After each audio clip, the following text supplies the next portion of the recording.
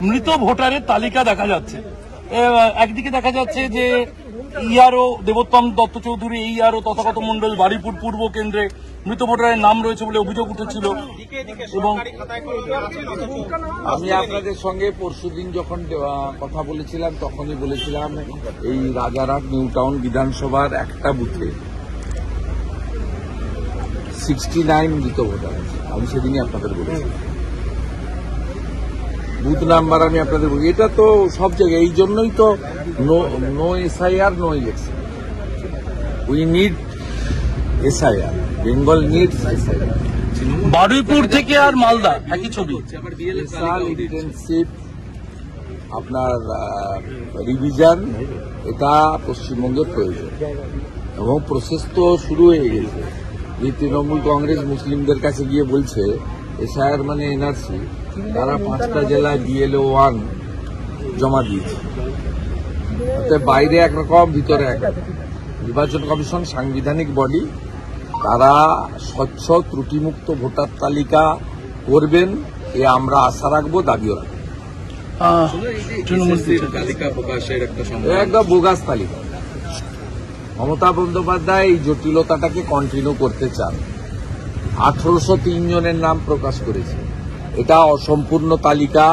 আমি আপনাকে বলছি, এসআইআর যেমন আমি বলি যে 4 দফা নাম থাকবে না, বারে বারে বলি, ভবিষ্যতেও বলবো, বাকিদের নাম থাকবে, কোনো চিন্তার কারণ নেই। এক্ষেত্রেও এই যে তালিকার ক্ষেত্রে মানে সুপ্রিম কোর্ট, ডিভিশন বেঞ্চ এবং এর আগে অভিজিৎ গাঙ্গুলির যে অর্ডার, এতে কিন্তু 4 জনের নাম তারা অযোগ্য। কারা? যারা ওএমআর টেম্পারিং হয়েছে তারা 1 নম্বর, একদম ক্রিস্টাল ক্লিয়ার। আপনার প্যানেলের যে টাইম ছিল, সেই মেয়াদ উত্তীর্ণ পরে যারা নিয়োগ পেয়েছে তারা, আপনার র্যাঙ্ক জাম্প যাদের হয়েছে তাদের, এবং সাদা খাতাতে যারা চাকরি পেয়েছে, এই 4 ধরনের লোকের চাকরি থাকতে পারে না। এবং এই সংখ্যাটা 6000 সামথিং, যেটা 22 সালে অভিজিৎ গাঙ্গুলি মহোদয় একদম সংখ্যা করে অর্ডার করেছিলেন। পরবর্তীকালে ডিভিশন বেঞ্চ সেই অর্ডার কন্টিনিউ করেছে, সুপ্রিম কোর্ট ওদেরই টেন্টেড বলেছে। এটা তো একটা দিক গেল। অন্যদিকে স্বাধীনতার পরে কোথাও হয়নি, এমনকি ত্রিপুরায় যে বাম সরকারের 10,000 সামথিং প্রাইমারি গেছিল, সেখানেও কিন্তু সরকার তাদের অযোগ্য স্বীকার করেনি। এখানে অন রেকর্ড 1803 জনের চাকরি অবৈধভাবে মমতা ব্যানার্জি সরকার দিয়েছে, স্বীকার করার মধ্য দিয়ে প্রমাণিত হল এই সরকার, যারা সংবিধানকে সামনে রেখে অন্তর্ভুক্তির শপথ নিয়েছে, তারা এই ধরনের বেআইনি কাজ করেছে। এবং এটা সম্পূর্ণভাবে কোনো নির্বাচিত সরকার করতে পারে না। এবং তাদের যে ব্যুরোক্রেসি এই কাজে সহযোগিতা করেছে তা মারাত্মক। আমি কথা দিতে পারি, সিপিএম এর ভুলের জন্য মন্ত্রিসভা ছাড় পেয়েছে। সিপিএম যখন স্কুল সার্ভিস কমিশনের আইন তৈরি করে একটা জায়গা লিখে রেখে দিয়েছিল, সেই জায়গাতে পরিষ্কার ছিল যে অ্যাডিশনাল পোস্ট ক্রিয়েট করতে পারে ক্যাবিনেট, যেটা ডিভিশন বেঞ্চ সিবিআইকে দিয়েছিল অর্ডার করতে, অভিজিৎ গাঙ্গুলি মহোদয়ের অর্ডারকে আপহোল্ড করে। সেটা সুপ্রিম কোর্টে গিয়ে এরা মুক্তি পেল কেন? 1996-এ এসএসসির যে সিপিএম এইটা করে গেছে, সিপিএম জানতো যে আমরা আরো 50 বছর 100 বছর থাকবো, নাতিরাও মুখ্যমন্ত্রী মন্ত্রী হবে। সিপিএম জানতো না যে ওরা চলে যাবে। সেই জন্য সিপিএম 96 সালে স্কুল সার্ভিস কমিশনের রুলে রেখে গেছিল যে অতিরিক্ত শূন্য পদ ক্রিয়েট করতে পারবে ক্যাবিনেট। সেই কারণে মমতা ব্যানার্জি সহ তার পুরো ক্যাবিনেট তারা বাইরে আছে, যারা 2022 সালে 5ই মে অবৈধভাবে 5800 পোস্ট ক্রিয়েট করেছিল, যেটা তদানীন্তন গভর্নর, এখন x vice president Jagdeep Dhankhar আটকে দিয়েছিল। এটা আমি বারে বারে ডকুমেন্ট হিসেবে দেখি।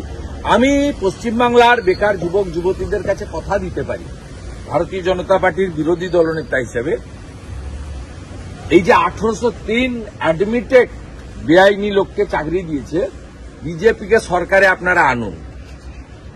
আমরা স্পেসিফিক সরকারে এলে এফআইআর করে মন্ত্রী আমলা যারা এই বেআইনি লোকদেরকে অ্যাপয়েন্ট করেছে তাদের বিরুদ্ধে আমরা কঠিনতম ব্যবস্থা নেব। বিজেপিকে আপনারা এপ্রিল মাস 2026 সরকারে আনবেন। আমি কমিট করছি 8 মাসের জন্য, আপনারা 8 মাস পরে দেখে নেবেন, কথা কাজের মধ্যে মিলিয়ে নেবেন। এবং এই লোকগুলোর ভবিষ্যৎ, including Mamata Banerjee and her caucus, এদের ভবিষ্যৎ কিন্তু ঠিকানা হচ্ছে জেল। গতকালকে যে ছবি দেখা গেল প্রদেশ কংগ্রেস ভবন, রাকেশ সিং আপনার সঙ্গে একাধিকবার তাকে দেখা গেছে মঞ্চে। রাকেশ সিং বিজেপির সমর্থক, বিজেপির মেম্বারশিপ নিয়েছে, বিভিন্ন কর্মসূচিতে থাকতেই পারে, তার সঙ্গে কি আছে। কালকে আমাদের রাজ্য সভাপতি শ্রমিক ভট্টাচার্য মহোদয় এটা নিয়ে বলেছেন। আমি শ্রমিকদার বক্তব্যকে সমর্থন করি, আমার এটাতে আলাদা কোনো বক্তব্য নেই। এর দুটো পার্ট আছে, এটা দলের কর্মসূচি কিনা, অনুমোদিত কিনা শ্রমিকদা বলেছেন যে এটা দলের এন্ডোর্স কর্মসূচি নয়। আর দ্বিতীয় পার্ট হচ্ছে যেটা সজল ঘোষরা, কেয়া ঘোষরা বলেছে যে ভারতীয় জনতা পার্টি বা অনেক মানুষের মধ্যে এই মাননীয় প্রধানমন্ত্রীর মানে প্রবীণা প্রয়াণ হওয়া মায়ের প্রতি যে ভাষা, দুটো পার্ট আছে। হয়তো আমি মাননীয় রাজ্য সভাপতির বক্তব্যকেই আমি পূর্ণ সমর্থন করি, আমার আলাদা কোনো বক্তব্য নেই। সাথে সাথে সজল ঘোষ এবং কেয়া ঘোষ যে সেন্টিমেন্টের কথা বলেছেন, সেন্টিমেন্টটাকেও আমি সমর্থন করি, কিন্তু সভাপতি যেভাবে বলেছেন সেটাই আমাদের সকলের কথা। আমরা বিজেপি সভাপতি ওরিয়েন্টেড পার্টি, পার্টি প্রেসিডেন্ট যা বলেছে, all BJP workers, leaders, functionaries, MLA, MP, আমাদের সকলের বক্তব্যই শ্রমিক ভট্টাচার্য প্রদেশ সভাপতি। আপনাকে শুভঙ্কর সরকার কিছু জানিয়েছেন? আপনি যেহেতু রাজ্যের বিরোধী দলনেতা, আপনাকে কংগ্রেসের কোন নেতা এই বিষয়ে কোনো অভিযোগ? I am not interested. পশ্চিমবাংলার কংগ্রেসের রোল অত্যন্ত খারাপ। কংগ্রেসের রোল যে কটা লোক আছে তারা করে, যখন অজিত চৌধুরী ছিল লড়াই করার চেষ্টা করত। অজিত চৌধুরীকে দিল্লির কংগ্রেস সরিয়েছে মমতা ব্যানার্জিকে খুশি করার জন্য। অতএব এখানে ওখানে সোনিয়াজি, রাহুলজি, প্রিয়াঙ্কাজির সঙ্গে eating, meeting, sitting, dinner, lunch, tiffin সব করছেন। ওখানে কি ললিতেশ ত্রিপাঠী, তাকে চিনি না, সে কোথাকার দেখি যাই না, সে যাচ্ছে, আর ইউসুফ পাঠান যাচ্ছে, যাকে মুর্শিদাবাদে দেখা যায় না, মুর্শিদাবাদে কারোর জন্য পাওয়া যায় না, তিনি যাচ্ছেন। তারা পার্টি প্রতিনিধিত্ব করছে ওখানে। পশ্চিমবঙ্গ আর বিহার তো এক ছিল, 1905 সালের আগে পশ্চিমবঙ্গ বিহার তো এক ছিল। বিহারে কংগ্রেসের সঙ্গে হাত মিলিয়ে তৃণমূল মিছিল করবে, আর পশ্চিমবাংলায় বলবে আমরা বিপ্লবী। অতএব I am not interested for Congress. লড়াই তৃণমূল কংগ্রেসের সঙ্গে, তৃণমূল কংগ্রেসকে সরাতে পারে বিজেপি, এটা বারে বারে প্রমাণ হয়ে গেছে। 19, 21, 24 প্রমাণ হয়ে গেছে। BJP is the ফরমেটেবল, dependable, not yet মানে টেস্টেড অল্টারনেট। অভিষেক বন্দ্যোপাধ্যায় আজকে কাঁথি এবং দার্জিলিং এর বিধায়কদের নিয়ে বৈঠক করছেন। সে ডেলি হাট ডেলি করে, তাতে কি? জেলা কাঁথি আপনি দেখান না, আমার গোটাটাই আমার, ওটা ভারতবর্ষটাই আমার, এত ছোট জায়গায় আমাকে পাঠাবেন না। আপনাদের সাংগঠনিক শক্তি দুটো। আপনাকে বারে বারে বলি, শুনুন, আমি আমার পূর্ব মেদিনীপুর নিয়ে বলি। পূর্ব মেদিনীপুরে 2019 সালে আমি তখন তৃণমূল করি, বিজেপির প্রাপ্ত ভোট হচ্ছে 37%, তৃণমূলের প্রাপ্ত ভোট হচ্ছে 52%। 2021 আমি বিজেপিতে নেতৃত্ব দিয়েছি। পূর্ব মেদিনীপুরে বিজেপির ভোট হয়েছে 44%, 7টা এমএলএ জিতেছি আমরা। টিএমসির ভোট নেমে এসেছে 43%। 2024 লোকসভা নির্বাচনে বিজেপি যে নতুন 2টো সিট জিতেছে সেটা আমার জেলা থেকে, কাঁথি এবং তমলুক। সেখানে বিজেপি ভোট পেয়েছে 46%। আমি 19 থেকে 24 ক্রমান্বয়ে বড় নির্বাচনে ভারতীয় জনতা পার্টি পূর্ব মেদিনীপুর জেলায় তার ভোট বাড়িয়েছে, তৃণমূলকে নিচের দিকে নামিয়েছে। মমতা ব্যানার্জি নিজে টেস্ট করতে গেছিলেন 21-এ, তিনি নিজে ফেল হয়েছেন।